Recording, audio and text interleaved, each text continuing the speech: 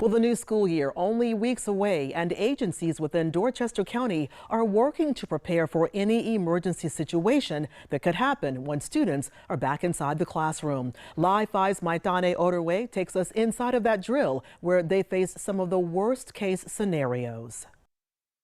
Number one is student safety. Protect the students. An active shooter drill put first responders and local agencies to the test at Williams Memorial Elementary School today. Our schools are our lifeblood. Our children are here. These drills don't only prepare officials, but also faculty and staff. To see this and to see the total operation and the training that's going on makes us feel more comfortable that we would have a better grasp of how to handle the situation. Having a plan is what the school district wants for teachers and staff. Make sure that we're working with the school system so that they're equally as prepared to manage what would be our worst day ever. Training like this includes real-life scenarios, stressing how agencies would work as a team.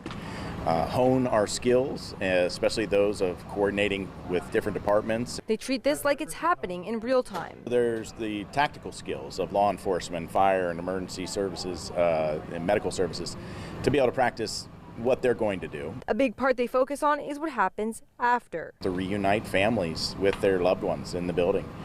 So we practice that as well. The school district says parents should feel at ease sending their children to schools that have these trainings. I think that I would feel better about sending my kids to schools that have these trainings because ultimately the reality could come true. In St. George, Maitane Oruwe, Live 5 News.